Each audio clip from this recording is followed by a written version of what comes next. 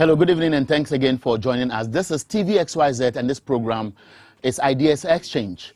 We bring this to you every Wednesday from 8 to 9 p.m. Last week, and of course, the last few weeks, we have focused our attention on critical national issues, from the economy to security issues to the need for us to see some kind of national cohesion to reduce the tension, consensus building in Parliament, the tango between Parliament as an institutional body, the executive, the judiciary, for example, the role you can play as an individual. And the conversation still goes on because we have reached a stage where things appear to be unfolding and bringing to bear the reality on the ground today. Because you recall that severally, when critics of government had raised issues about the state of our economy, the performance of the city, for example, the rate at which government is borrowing, development issues, the need for consensus building on flagship programs, government created the impression that all was well. Even during the COVID regime and just after that in 2021, we got the impression that in spite of the challenges, we were on track.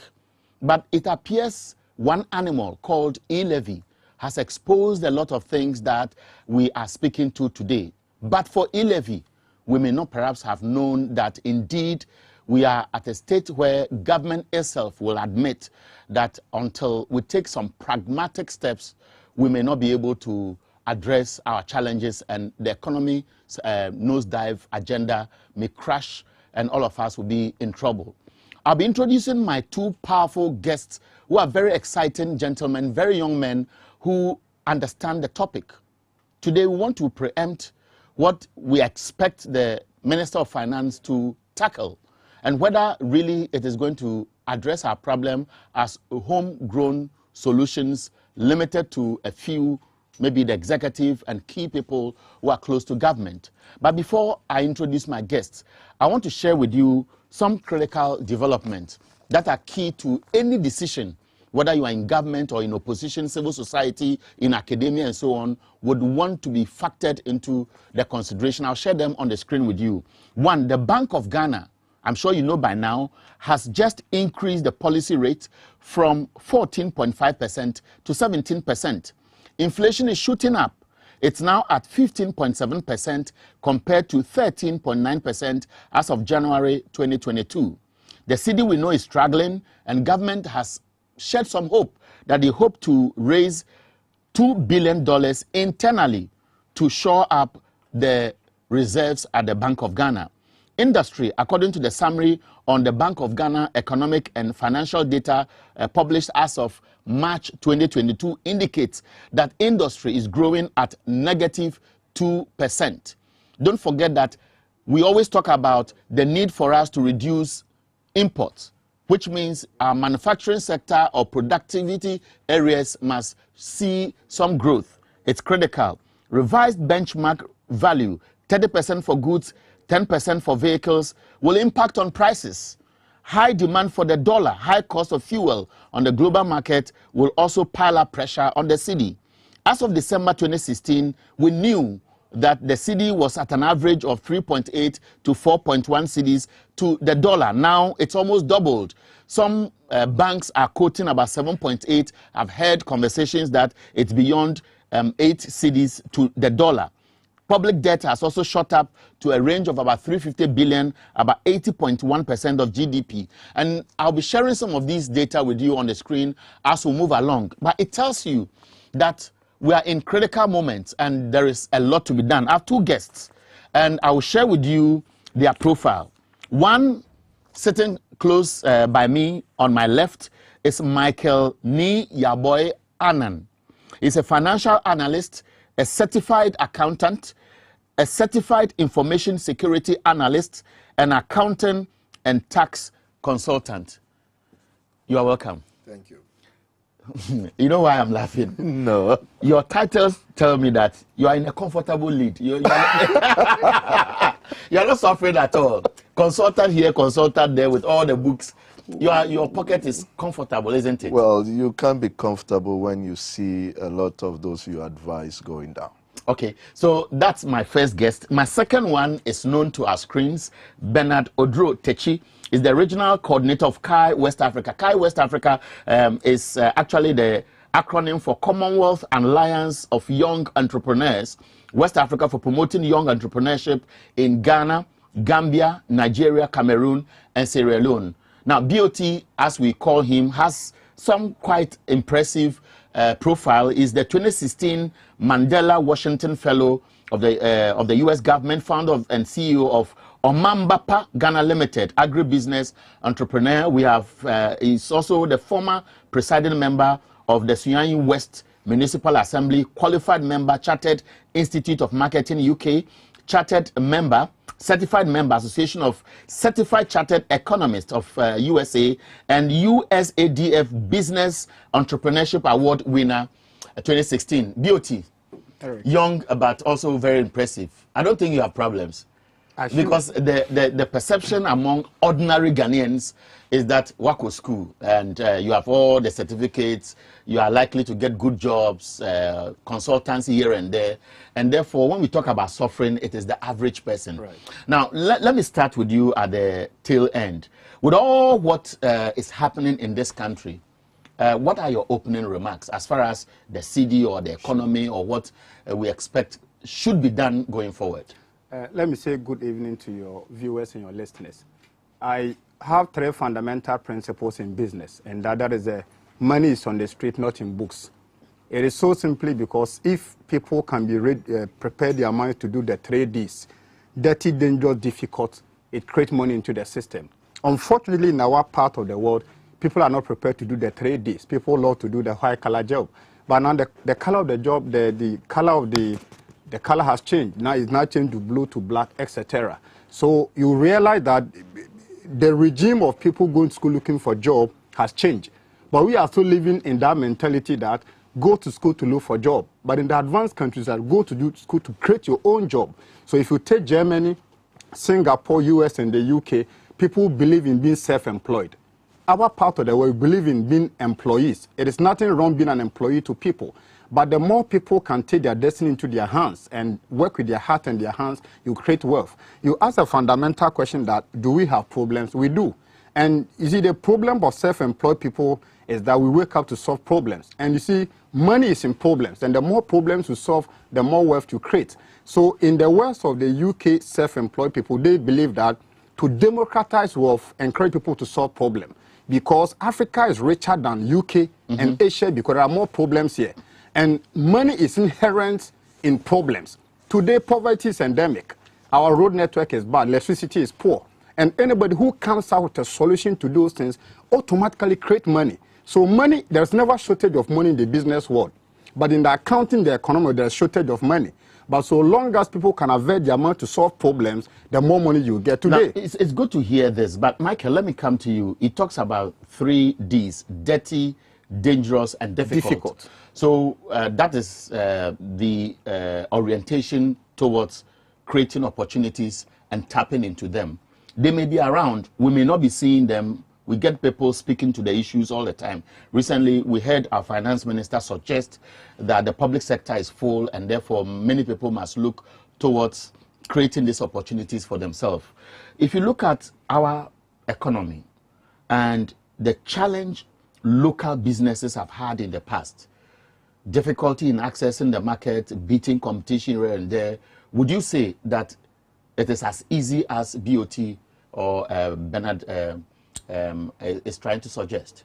Well, I would begin by saying that we first of all must understand, just like he said, no matter what you do, you would work within an environment. And basically, this is the environment we find ourselves with all the challenges we have here. But of course, you can look beyond the challenges and you would find opportunities as well. What we have not done well in successive governments is to actually understand that no matter the production you take on, the baseline, what propels it, what is able to make it move is capital. And therefore, if you cannot build enough capital for yourself, then already you find yourself wanting. We, as Africans, have never understood money. And that is the greatest challenge we have. Till now, we still have people who are economists, but fail to understand that capital is number one. And distorting the market is what all governments have done. It will surprise you that in the US in 1920, there was depression, but most people don't talk about it because that depression was over within a year. By 1921, the depression was over. Why? Because they understood that you will have to give the market a free hand to operate. Now, when you intervene and distort with misallocations, this is what happens. Now, it's interesting that you are looking at the distortion. It will come up again in the second stage of this conversation. But I want us to focus on one critical issue, that's the cedi. When the Bank of Ghana increased the policy rate, many people were saying that it is likely to make the situation even worse. Some dispute it. I've seen a publication by an economist who is saying, for example, that the appetite for loans may go down because if people go for loans at a higher interest rate and that they are not guaranteed of how they can easily make profit in these difficult times when purchasing power may likely go down, it is likely to have a multiplier effect on revenue, tax payment, and so on and so forth. But I want us to focus on the cedi, for example. Today, as we speak, we know where we are. The former president has had issues with the current vice president over issues about fundamental of the economy, exposing the cedi here and there. But the fact remains that today, if you look at our economy, major sectors that trigger growth are foreign dominated. Construction, oil, mining. You want to look at even trade. You want to look at many of the areas where you see business correlating with revenue, for example. Banking sector, for example. Even two of our local banks have recently been downgraded by rating agency Fitch. Yeah. Do you think that with this picture I have drawn, this rhetoric about we will be able to gain some confidence in the cedi and change the path it is charted now, it's going to be that easy? No, it won't come easy. But what we need to understand, and like you said, the economists who suggested that it would rather deprive or kill the appetite of more borrowing to the private sector, which is capital. Look, interest rate is supposed to control the relationship between capital and consumption. So today, if you have money in excess, what will you want to do? Would you want to use that money to put up a structure, to invest in a company, to do something? Or would you want to put that money in savings? The moment you put that money in savings, you have turned that money into loanable funds or capital for somebody. What we don't have is that we don't have enough savings so that there will be enough loanable fund or capital for industry. What we tend to do is to borrow. And when we borrow, we only distort the market with the borrowing, because most of our borrowing, or largely our borrowing, is the foreign currency, which is the dollar. So the central bank holds the dollar more like a reserve and says, I am going to increase the supply of money because I have this money. Now, what happens over a time is that where these investments are put tend to be more. So you end up that investment even not being completed because of the same distortions we will talk about later. The cedi strength largely is backed by what reserves you have. So if you don't have enough reserves in terms of foreign currency, that you can meet your obligations and take on other production with your reserves, then you are found wanting. The disadvantage of our currency is that it cannot move across space. The cedi cannot even move to Togo and be relevant. So it is not in demand. It is only in demand in Ghana. And you would attest to the fact that even in Ghana, if the market should be allowed to work freely on its own, nobody would actually use the cedi. And that is why the economist's suggestion would not or might not be right, because the dollar is still appreciating. And therefore, why should I work with my dollar index price, right, instead of working with the cedi from the bank? Okay, I'll come back to you, but let me come to you, Bernard. He's raised some fundamental issues that are of interest.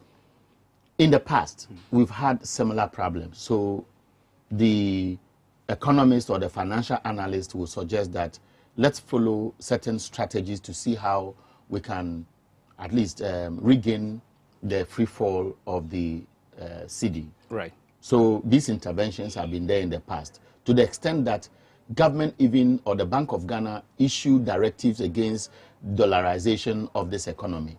Would you say that all these are basic theories and not addressing the critical issues? Yes, Eric, you see, when it comes to currency exchange regime, it's an element of power control. Don't forget, after the Second World War, the Bretton Woods institution, they sprang up. And at that time, the superpowers thought not to use guns, but to use other a third force to fight at a certain psychological level.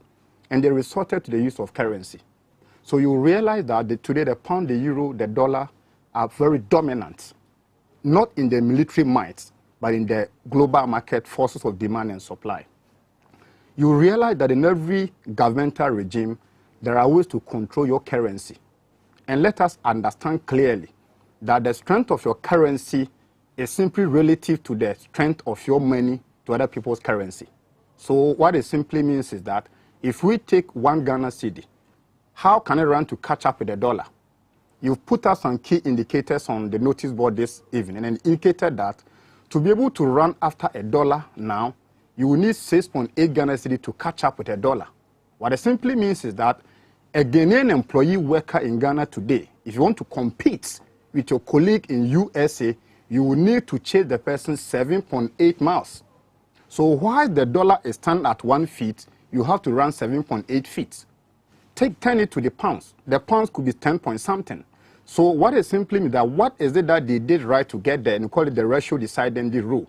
In economics, it simply says that for you to strengthen the base of your currency, there are measures you take. Some of them could be indigenous and exogenous. The indigenous could be the homegrown aspect of it. What Ghana had done for the past 5 years was more of exogenous approach, meaning you look out for international support to cushion your currency. So the government of Ghana resorted to what's called the interventionism. Interventionism simply means that you go to the Eurobond market, borrow money to cushion your currency. So in 2017, we borrowed $2.2 billion. Now don't forget that because the dollar is much weightier than your currency, bringing down $2.2 billion to your currency will show up the strength of your cedi in your country. In 2018, we borrowed $3 billion. Down, borrow to 2021, around $3 billion in 2021. Don't forget that in 2022, the dynamism changed. The rating organization downgraded Ghana to CAA1. The implication is that the investor community saw Ghana not to be attractive and higher risks. So we are not able to go to the bond market, for example. Market to borrow. So right. Ghana resorted to government interventionism, meaning that government intervene, and when you intervene, there are about several measures you take. One, either you print money, you supply money into the economy, you control interest rate, you increase policy rate, or you borrow. Government have been resorting to exogenous borrowing from the Eurobond to cushion our currency. The reason of the loophole in 2022 is that the international community saw Ghana to be unattractive, higher risk, because the more your risk is higher, the more people jilted away from you. So in implication, you are suggesting that what made the waves, what made news in the airwaves recently when the impression was created that Ghana's currency is among or the West performing currency right. within the sub-region could have been a reason for that. Is that what you are suggesting? No. I'll come back to you, because the reason why I'm asking this question is that if between January and now, we see the free fall of the cedi reaching a percentage point that is abnormal or not commensurate with what the trend has been, it raises concern. But I'll come back to you, because the two of you are having the conversation. So I'll be going back and forth. Now, it raises equally very interesting points. Now, when you look at currency dynamisms or dynamics, you realize that there's always this issue about market forces. So it could be import-export parity issues that you want to compare, or, as he said, homegrown policies. Are we suggesting that our economists, our government, or in this particular case, this regime has totally failed compared to the impression that was created about having the solutions to address the currency depreciation issues? Well, you would have to look at where they are coming from based on what they have done so far. And what they have done so far simply points to the fact that these are Keynesian theory thinkers. What they normally profess is that, look, the moment we can increase expenditure, then we would get employment, we would get infrastructure out there, and then that would also be more like a capital for businesses to grow and employ more people. As against the monetarist, who says that, like you mentioned, let the market operate freely and don't intervene. Just like what Bank of Ghana has done, are the very things that will keep either depression or recessions longer, because they intervene. And interventions normally don't come on time, just like it has happened. For instance, the inflation was then at 15.7, whereas the monetary policy rate was then at 14. If it is discounted by even 1%, it is not attractive for anybody to be out there.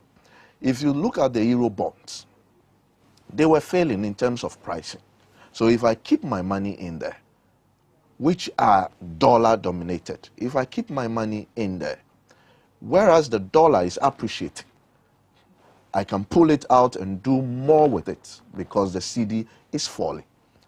Then I'm going to have more in yield, but am I prepared to wait? No, I am not prepared to wait. I would want to protect my investments in terms of the principal. And that is why you have over 200 billion being liquidated out of the bonds. What this does is to take liquidity out of the financial sector. And that is exactly where we are. The banks don't have the dollars. They don't have the foreign currencies. And therefore we are suffocating. And the cedi have no choice but to fall, just to attract more dollars. Now, so if the cedi may have to continue to fall, I've read a post where an economist or financial analyst is creating the impression that if government is able to go to the local market to mobilize the $2 billion, we may see an appreciation of the cedi maybe from the next 2 weeks. Is it that easy? Is it another waste? If all what we have pumped to shore up the cedi over the last 3, 4, 5 years, that seemed to have stabilized it, is exposing us today? Eric, we ought to look at the genesis of where we've come from. And from the very word go of the MPP government, they introduced voodoo economics in their explanation to people. In economics, voodoo simply means that you promise the people higher expenditure, reduce taxation. And nowhere in the world can you run a sustainable economy by promising the people higher expenditure and reduce taxation. Why was it so? The government promised the people one district, one factory, one village, one dam, free SHS. Consequentially, it simply means that higher expenditure, be it infrastructure or consumables. Now, this same government then promised the people that, given all conditions constant, we are going to reduce taxation. So Ghanaians were made to believe that they were going to have a certain government, and that government would say that I'll give you free SHS, one village, one dam, one district, one factory. In the same basket of the GDP, you pay less tax. Now, when you put up this framework to people, there is something we call distress taxation. The people begin to feel that then we don't need to pay taxes. because this government, because of their sharp brain, their smartness level, they can do ABC with less tax. Now, that situation created a vacuum for the government because you are promising the people more intervention, more infrastructure, more consumable. But on the flip side, you are telling them that you are paying less tax. No, but then, that is not the reality on the ground, because if you look at Ghana Revenue Authority's revenue basket, for example, you see a consistent progression in terms of growth, even under COVID, right, when they were reporting to have made some gains in terms of going beyond their targets. Now, Eric, you will see so because the government has a trend of taxation. So you can look at extrapolation, look at the year 2017, 18, 19. You could sit and say that, okay, looking at the figures put out, they are making gains. But relative to the promises given, it will not survive. Because you see, you can have GRA performing better in terms of science and data, in terms of their cumulative performance over the years. But if you just juxtapose that one with the econometrics in terms of the promise, let's say free SHS. For the past 5 years, government has spent, let's say, around 7 billion new Ghana cedi on free SHS. Go to one village, one dam. Now, these things, if you put together, will therefore balloon the expenditure of the government. So you can do well at GRA, raking in more money. But if you flip it to the expenditure element of that tax revenue, it goes nowhere. So a vacuum will then be created. And when that vacuum is created, it is incumbent upon the government to go out there and borrow. And don't forget, once you have budget deficit financing, then you are heading towards the doom situation, because once you have deficit financing, it puts pressure on inflation, on interest rate, and consequentially, if you are not careful, it affects the policy rate. Your boy indicated that the policy rate has gone up from 14% to 17%. Don't forget that policy rate gives birth to base rate, to lending rate, and to interest rate. And as we speak today, many businessmen today are speculating in the market. Speculation in the sense that they don't know what CBG, Prudential Bank, ADB is thinking. One, is ADB going to increase their base rate? It's obvious. And once they increase their base rate, it's going to lead to what we call cost push inflation. Because as a businessman, if my cost of production is higher, I will eventually translate that cost to the final consumer. Then when the cycle of inflation goes up, it will affect interest rate, and the exchange rate of your currency relative to the dollar to the pound will then be affected negatively. So you stop there, Bernard. My guest in the studio, Michael Niyaboy Annan, is a financial analyst. He's sitting in the middle. Bernard Odro Techi is also a regional coordinator of Akai West Africa, and I've given you much information about their backgrounds. Now, at this stage, I want to come to Michael. Nigeria tried an experiment. 2013, 2014 till date, Nigeria decided to cut down on some imports. And these imports were expected to create opportunities for local businesses. I'll be sharing with you some of the items that they managed to prevent from free entry into their country, to the extent that they even had to close some of their borders to West African countries, including ours. Now, if you look at the screen as I share them, you'd realize that many of these items, from rice to cement to margarine, palm kernel, vegetables, meat, poultry products, iron rods, goes on to textiles, glassware, plastics, and so on and so forth. They'll be on the screen for a while you reflect on the figures. Let me come to Michael. Has Nigeria's example in terms of its economy, the strength of its local currency, benefited from this policy directive, which was strictly enforced by West Africa's most populous country? Without that doubt, they have benefited. Look, it was not a complete ban. What Nigeria just said was, once we produce this locally here, you cannot import it. Nigeria did not ban. It says, so far as there is a factory producing wire mesh, paint, steel, whatever it is, then you, a private person, individual, businessman, you are not able to import the same goods into the country. What they did was to reduce the demand on the foreign currency. And that has helped Nigeria. Somehow their currency, it has not performed also that well, but it is better compared to ours. I think that same system, the South Africans have a similar system. that has also kept them, and they operate a very strict regime about the usage of the dollar. But the bottom line is how you manage your own currency vis-a-vis the foreign currencies and all that. Nigeria is still not okay because they have also failed to stop the interventions. Governments still intervene with the fiscal and monetary policies, like we are doing in Ghana. And you see, at the bottom line, once people demand it, they will find ways to get it. Now, it looks quite interesting. I'll come to you again, Michael, and let me just be doing the flip-flopping. You see, if you look at Nigeria's case study, they had an advantage. Nigeria, with a population maybe at this stage 160, 180 million, compared to Ghana's population size of about 30 plus million, would indicate that it may be easy for Nigeria to enforce this restrictive import regime that they adopted. Ghana has tried before, to the extent that even the benchmark value policy which was introduced may have been benefiting some locals who are into production compared to those who are bringing import. Now, if you want to flip and bring the same policy to Ghana, is it implementable? What are the potential challenges? Looking at our interest and appetite for certain goods and services.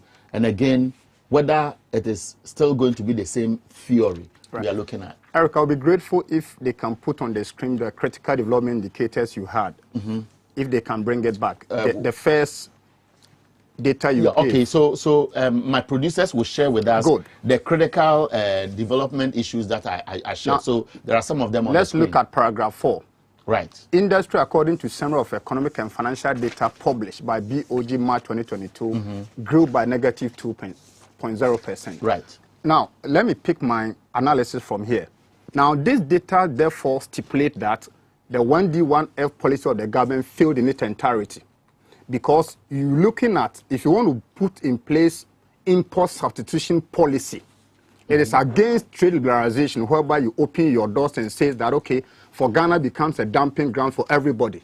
Now, the very moment we started 1D1F, it was a subtle approach to import substitution policy of the government. Here is a case you have, and you see, you don't just tout this, sloganeering it, and nothing happens. So if I were a government and I've been advisor to a government, you must go for priority sectors of the economy.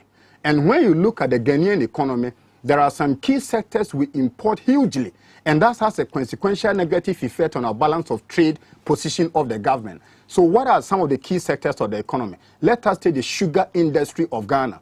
Research I have done has shown that in Ghana, averagely every year alone, we spend $2 billion to import sugar. And that is what the data we can see. The black market doesn't come in. Let's flip it to fertilizer. On a whole, Ghana import over $5 billion worth of fertilizer every year, minus black market and a host of other priority sectors of the economy. So if I were a government, let us target key priority areas of the economy. Let us take sugar. Let us take fertilizer. Let us take cassava today. Rice. These are the things we can produce them by at a flip of the finger. But you see, Eric, there are people we call political entrepreneurs. These are people who bring government to power. And so long as those people hold import licenses to bring in the rice, the sugar, the fertilizer, they will not give the government the free hand to invest hugely in industrialization. So you have asked the narrative. Can Ghana succeed by going the Nigeria way? A big no. A big no simply because of the derivatives we have. The derivatives are that people are politicians, entrepreneurs. And once you have a government run by both politicians and business people, having a policy direction to bring in a certain impact, you will never achieve it. Let us take an oil refinery. Assuming, without admitting today, that oil is in full operation, imagine the amount of oil we can refine in Ghana, and that can have a positive impact on the refinery business and market in Ghana. Here is the case. You have a certain government that politicians double as business people. These people are giving licenses to lift oil, and once some of these interplay, they serve as politicians and business people, you can have the finest of policies, but implementation becomes difficult. Good. So, Bernard, let me come to Michael. Michael, Guta, for example, has suggested to government that why won't you consider the yuan, because China's economy is about one of the biggest in the world, if not the biggest, if you want to look at where they are going now. And the Ukraine crisis recently is teaching Russia, for example, that instead of looking at the dollar, let's look at the ruble, because it appears the West, as Bernard started with in his preamble, suggested that they are using their currency as a kind of psychological trade war, which is used to suppress developing countries, and many of us would want to use them as benchmarks to their advantage. Well, you are able to do that if you don't have debt sitting at your back. You have a heavy debt sitting at your back, and those you want to fight are the very people you hold those debts in their currencies. So how do you fight them? It's going to be challenging to do such a thing. When if you are not able to make it easy for Ghanaians who want to do business, identify yuan as a competitor to the dollar or the pound sterling, why would that be a problem for the West? The issue is even China demands the dollar more than the yuan. You get me? So it is not just easier to say that, oh, we would accept the yuan, so let's trade with the yuan. China also, with all the trade wars and all that is going on, they demand a certain amount of dollar to remain relevant and competitive in the global markets. So you would deal with individual businesses in China and not the government. You might have an agreement with the government of China, but individual businesses will still demand the dollars. The bottom line is whether we as a country are prepared to go the Nigeria way. If we are, we can do it. I am optimistic that it is doable, but it will come at a price because of our behavioral economics. Look, the moment government says that milk from this whichever company should be sold at 20 Ghana cedis, right? Two things might happen. You would have a lot of people going into that industry to increase the volume because the price is guaranteed at 26. But the control price regime has not been the best in any part of the world. Yeah. Exactly. And that is the same thing you want to do, to say that, oh, because we are playing ball with China, or the currency would favor us more, then let's go for that. You have equally have determined price. Well, we'll be taking a short break, but I'll come to you before that. Now, I made reference to the fact that our economy is dominated by foreigners. If you look at the retail trade, for example, you see the China Mall here, the ShopRite, etc. And so it is like a base where they just dump the produce from their manufacturers at competitively, they are cheaper than what we may put on the market produced here. And so they come back and then take away everything that could have easily been saved to our advantage. Is there hope if you can do that in 30 seconds? Yes, China took the part of consumetrics. And what China did was that the government of China said that if you're a young person, a businessman, go out there, nurture idea, produce, will find the market for you. It is the same path our government chose through 1D, 1F. But you see, needless politicization affected the government in its implementation. If China took consumetrics and they have succeeded, in the past time we knew, when people tell you buying a product from China, it was similar to something inferior. Today, the best of vehicles, mobile phone, watches, clothing are coming from China. Why so? Consumetrics. So if in Ghana we have 1D, 1F, to what extent can we monopolize on it to make sure that we domesticate, indigenize? I believe in empowering young people to kind of domesticate wealth creation so that a young person in Ghana who has an idea will necessarily need to travel to UK, US to make the ideas happen. There are brilliant young people with ideas in Ghana today. I believe in the unlocking state purchasing power, and that is key. If we can unlock the state purchasing power to say that, let's say in Crowell in Osu municipality, any contract about this stress will give it to a young person, you build their capacity. And you see, building young business people doesn't come joke, it comes at a price. China took a part of consumatrice. Ghana can take the part of 1D1F and succeed, so long as we take away politicization. Because you have young people with ideas, Ghana has NEP. Don't forget, National Entrepreneur Innovation Plan. To what extent can we quantify the impact of NEP? It's zero. And we keep pumping money to... I know why I'm stopping you, because when we come back after this break, what we want to do is to look at cabinet decisions. We've been given some hint. Flagship programs are going to be reviewed. You mentioned 1D, 1F. Some are saying some of the flagship programs have been total waste of resources. I'll tell you why people are thinking this way. We'll listen to the Minister for Information, Kojo Oponkromah's assurance about what the Finance Minister is likely to tell us tomorrow. And then the second stage of our conversation, we'll be trying to read into the minds of cabinet or government appointees and why they may be right in the homegrown policies that are limited to them alone and not a national conversation, and whether people will buy into it.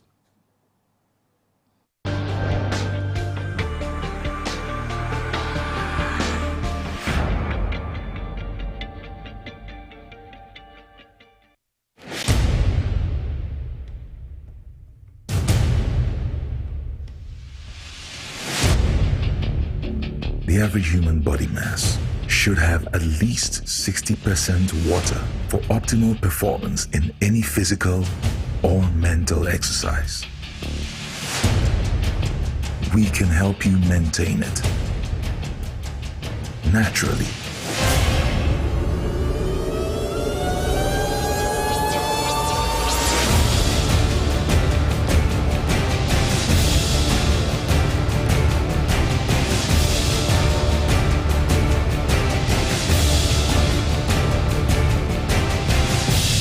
X Natural Mineral Water. Simply natural.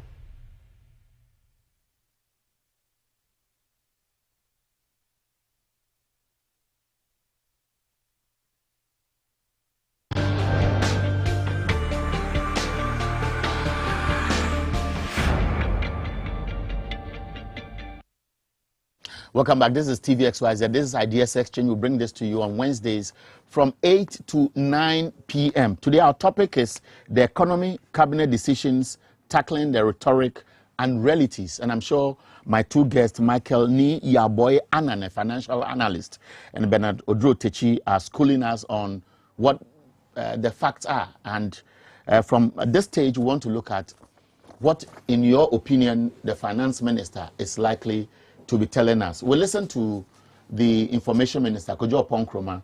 He says that some flagship programs are likely to be reviewed. I want us to listen to Kojo Oponkromah briefly, maybe under 45 seconds. After that, I'll raise some flagship programs and read the minds of our guests if they can tap into that of cabinet. True. Over the last weekend, the executive branch of government, led by the president and his ministers, had a cabinet retreat. It's a regular retreat, one done every quarter. But this retreat had the opportunity to look at some of the emerging economic difficulties globally and how they are affecting Ghana. And the president has made a number of decisions. One, he's made a decision on the borders, when to open the borders, the residual preventive systems to put in place at the borders to ensure that while the borders are opened, we still don't have infections crossing over from our borders into the Ghanaian jurisdiction. And again, while the borders are open, we're able to protect our populations from the risks of insecurity from the northern frontiers. Two, the president has also taken some very bold decisions on the currency. And the currency, as you know, is managed first by the central bank, but the broader economic managers also have a role to play. So the central bank today, Monday, after its monetary policy committee meetings, which are even taking place before the cabinet retreat, will announce its measures on what it plans to do on smoothening currency transactions and reducing pressure on the cedi. So I believe that most of what Kojo shared on social media is in the public domain. But I want us to look at some flagship programs. The free SHS, one district, one factory, one village, one dam. The agri sector has the planting for food and jobs, rearing for food and jobs, one district, one warehouse, allowances for teachers, nurses, nation builders corps. I added Agenda 111. And what is important is this You Start initiative under the Ghana Cares Obantampa program.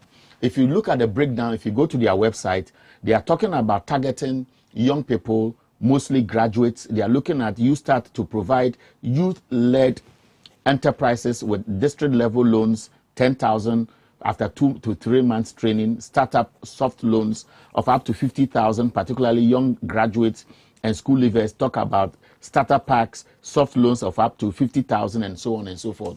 This is huge money.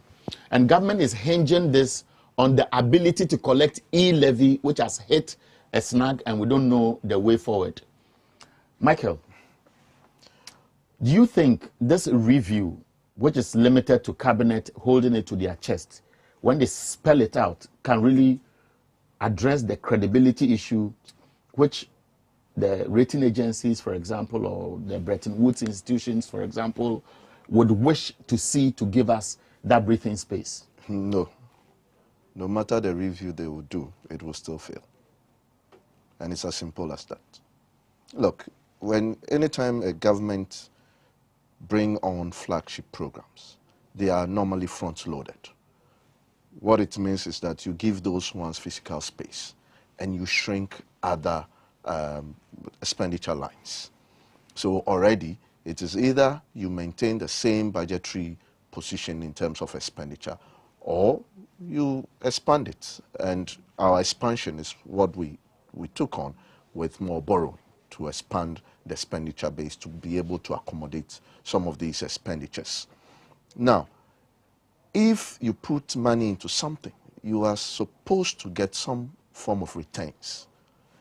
Basically, that of education may be a very good idea, but its benefit, it's a very long-term one. Compared to this agri sector, which is more of short-term, but where is the benefits?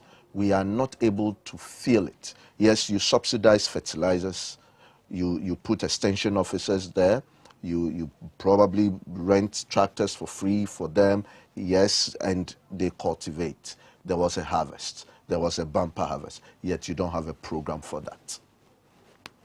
So other nations would come and buy your commodity at a cheaper price because you have more in terms of supply. And then when it comes to the lean season, you are found wanting. And you now have to chase those same commodity at a higher price. It means one thing. The government don't have a smart thinking process. And that is the deficiency of this government. Whatever they come up with, that might save the situation. They must redirect all those allocations into investments that will give us a quicker yield. When you say investment giving us quicker yields, make it brief so that after a minute and a half I can go to Bernard and come back to you again. Can you cite examples? Well, if you want to put money in the agricultural sector, target it. Almost one vessel of wheat is about $5 million. We can find the capital. We can grow it here. We can substitute that. And that means on a monthly basis, you have taken $5 million off your back per company. So just imagine you have 4 or 5 companies producing flour, which is also at the base of food in terms of what every day we consume. The buffalo or the togbe on the roadside, the bread we use, the pastries we do, and these are it's a common thing we all use. Substitute its raw material here, and let's build it from that point. You have the aluminium. It is expensive. It is more capital intensive, but we need to start doing something about all this, because in this time, All these minerals are going up. Our gold, what are we doing with it? Are they not the same things we may have heard in the past? Now, I made specific reference to the USTAT or the Ghana Cares Obantampa project, for example. And I cited this because so much money will be pumped into that sector. Right. And then we have a traditional history of local manufacturers crying about market for end products, or maybe gluts if they want to go into farming, for example. And so you see money just being thrown out there. Maslow can be an example where government finds it difficult to retrieve the money. MBSSI is telling us so much money have been given to people under COVID intervention packages. We don't know the multiplier effect and so on. Do you anticipate that of these flagship programs and the so-called review, government is likely to make major, bold decisions like scrapping some of them or revising everything totally? And if that is really going to make an impact? Eric, if you look at the outcome from 2017 to date, the government simply ran a jack of all trades and master of none policy. What does it mean? It simply means that government wanted to be seen doing everything. But in the economy, there is something you call comparative cost advantage. What is it that Ghana can do well Nigeria cannot do? Let me take a case study of Mauritius. Mauritius today is a financial hub of the world, but it never started in the financial, started in agriculture. They started by cultivating sugarcane. Sugarcane gave birth to what you call the petrochemical industry. That fed in fertilizer production and agrochemical production. And they transitioned from agriculture to agrochemical to financial hub. What is it that Ghana can do that other countries cannot do? Agriculture.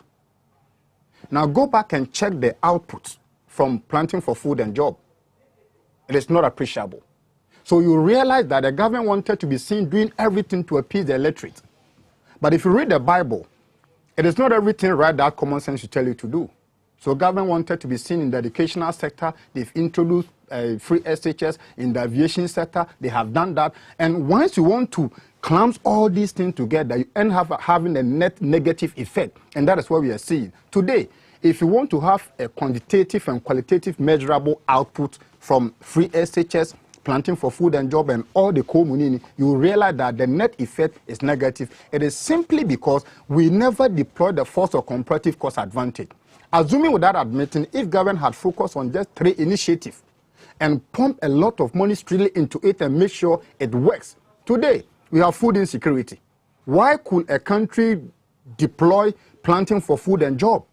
And in the midst of that, price of food and services are going up. It simply means that we never got it right. Is it simply that the policy framework was good and implementation was poor, or it was a matter of capital injection?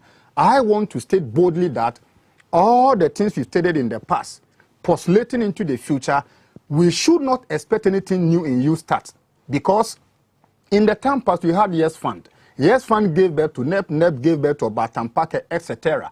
Let's go back and measure the impact of these 3 policies in the past. What were the outcomes? What did we achieve? And that's going to be a tall job. Exactly. I have 5 minutes left, and I will try to apportion it. Now, this is what I want to do. I want to ask the two of you. Perhaps let me start with Michael. Going forward, do you see hope? I'm asking this because some have said, for example, that the announcement by the members of the Council of State that they are cutting 20% of their salaries, or maybe same to apply to government appointees and so on, is not really the issue. The populism must stop, and perhaps we may have to adopt a nationalistic approach to projects that have long-term policies that will bind any government. That may take us out of this cyclical issue of economy being run down and being revived again. Well, I think it's a mixture of physical and monetary issue. You cannot hold just one side and assume that the other side would work itself out.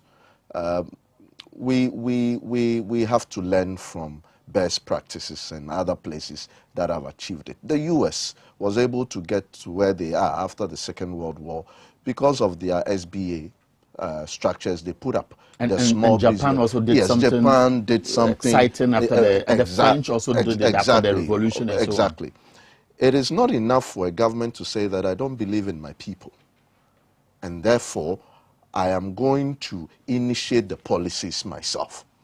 Ghanaians are creative enough. We can do it here. What we lack the most is capital, and capital is behavioral. It means that we must be prepared to save, to be able to have enough loanable funds out there.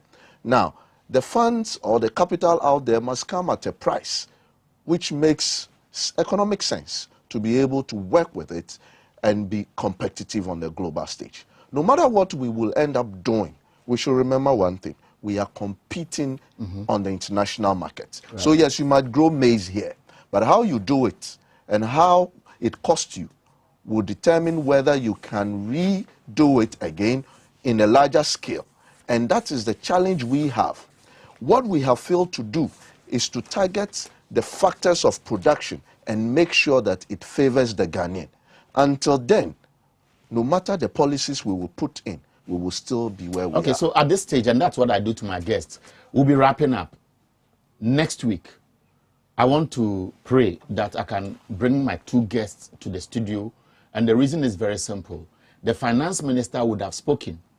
The interventions government has adopted as homegrown or cabinet-grown interventions, or NPP and their apparatchiks grown intervention, because I didn't see a national conversation towards this, will work, and we'll be speaking to that. But let me come to you. If you were speaking to government, if you are speaking to the finance minister today as a young man and highly expectant like any other person, that's your camera, what would you tell? I'll focus on just look into the camera. I'll focus on youth entrepreneurship. I have a very bitter experience in the agriculture sector. Look, if you can't grow what you eat, you can't eat what you grow. And so long as we are not purposeful in pumping money into agriculture, because that determines what you eat on the table. Because if you come back home every evening and what is on your table comes from China, comes from Korea, comes from Taiwan, the consequential implication that you are exporting jobs to those jurisdictions.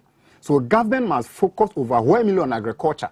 And when we do that, we can grow more giant, more entrepreneurs in that field. And once they can put food on the table, it will consequentially have impact on the banking sector, insurance sector, and any other sector. So government should listen. Look, let us grow what we eat and eat what we grow. But let's be mindful to pump money to where it deserves. Don't let us just print money, pump money to petty apparatchiks. If we mean to be real entrepreneurs, they are out there. Okay, so let me come to Michael. Michael, that's your camera. And I'm sure when you speak to it, the finance minister or a cabinet member may be listening and may want to give a quick advice to finance minister before he speaks to us tomorrow at 1 o'clock. Well, I think we will not be in a ship and wish the ship to sink. And therefore, yes, the advice will be very simple. Reallocate all those investments and funds to a useful purpose. What so far I can say we can maintain is probably the education with some form of change in it. We should target the poor, and it shouldn't be on the base of everybody. Increasing access and not the quality of it. I thought that those investments, if it has gone into vocational and technical education, it would have paid off so much, because we are still importing labor in terms of our construction sectors, where even to the extent of tiling, we have to bring people from Togo. And you have a government that says that with all my unemployment issues, I am going out there to give money to a second cycle institution where they are not ready for the job market, and the country such as us will not benefit immediately from that. What we need to do is to target all the mall investments we have done and shift those funds. It is not too late. and let's do something that will benefit All right, us so I'll wrap up by sharing with you what Investopedia has said about money politics, money protection, and what somebody would describe as the free fall. It says exchange rates have a substantial influence on companies, operations, and profitability. Exchange rate volatility affects not just multinationals and large corporations, but it also affects small and medium-sized enterprises, including those who only operate in their home country. While understanding and managing exchange rate risk is a subject of obvious importance to business owners, investors should also be familiar with it because of the huge impact it can have on their holdings. That's what I would use to end this evening's program. My guests, I want to be very, very sure that I'm mentioning their names well. Bernard Odro Techi is a regional coordinator, Kai West Africa. And Michael, who is seated in the middle, Ni Yaboy Anan, is a financial analyst. I've enjoyed the conversation. I've learnt a lot. And I believe tomorrow at 1 o'clock, we'll be bringing you a playback of this conversation between 1 and 2 p.m. Next week, we'll come here again. We'll be talking about the economy. My name is Eric Ahianyo. Enjoy your night.